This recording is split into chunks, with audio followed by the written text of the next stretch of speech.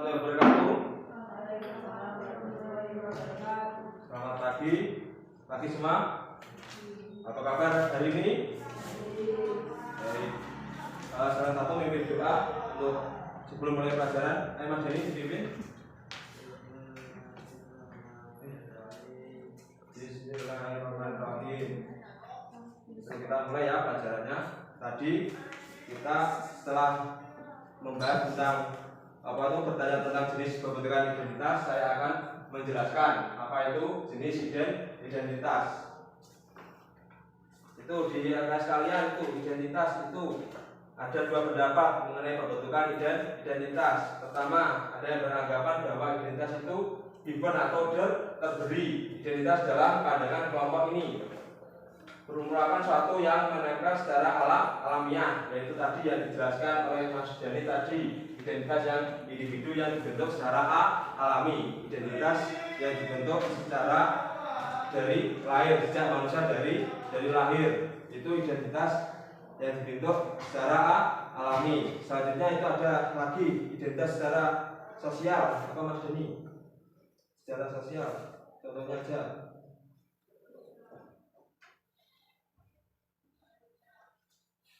Itu identitas secara sosial, itu terbentuk oleh secara karakter dan terbentuk secara alamiah. Misalnya jabatan, seorang berkuliah dari SMA pengen jadi dokter, kuliah di bidang kedokteran, itu merupakan identitas individu yang terbentuk secara sosial.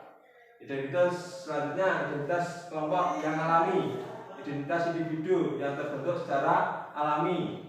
Tadi ada pula identitas kelompok yang terbentuk secara alami, contohnya ras yang pernah kita bahas di depan. Jadi dalam suatu kelompok ada individu, jadi anggota suatu kelompok, misalnya di Indonesia itu terdapat berbagai macam suku, adat, ras, budaya yang berbeda-beda, warna kulit, warna rambut, dan warna bentuk-bentuk struktur tulang. Penggolongan ras itu misalnya ada ras kaukasoid dan ras mongoloid.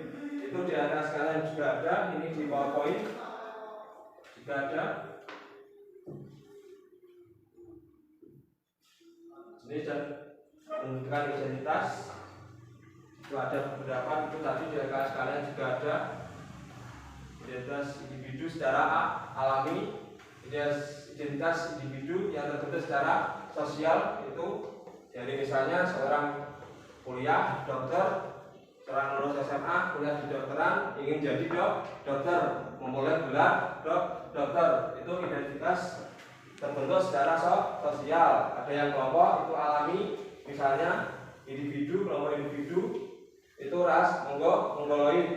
Identitas kelompok yang terbentuk secara sosial merupakan contoh lain adalah organisasi peserta didik di sekolah, itu identitas kelompok yang terbentuk secara sosial. Misalnya kalian ikut organisasi OSIM, itu merupakan salah satu identitas terbentuk secara sosial.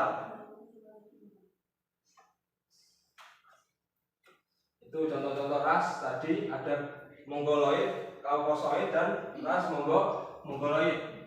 Ras mongoloid itu warna kulit, bentuk muka dan mata, tinggi badan. Ada kaukasoid, warna kulit, bentuk muka dan mata, tinggi badan, kaki sedikit kuning, bentuk muka, hati kecil, tak berkelopak, tingginya 165 sampai 180 cm. Itu biasanya orang-orang Eropa. Ras kaukasoid. Kalau ras mongoloid biasanya itu kulit terbentuk sawo matang, biasanya orang Jawa. Kalian itu termasuk ras kaukasoid. Dan juga pembentukan. Selanjutnya Pancasila sebagai identitas nasional. Ada beberapa nilai-nilai positif yang kita ambil. Ada ketuhanan yang Maha Esa. Itu kita harus taat beribadah. Itu makna dari sila pertama. Sila kemanusiaan yang tidak beradab, itu melakukan perbuatan yang mengandung nilai kemanusiaan, menolong sesama teman, itu tidak saling menghina, itu termasuk sila kedua, termasuk itu. Ada pertanyaan sampai sini?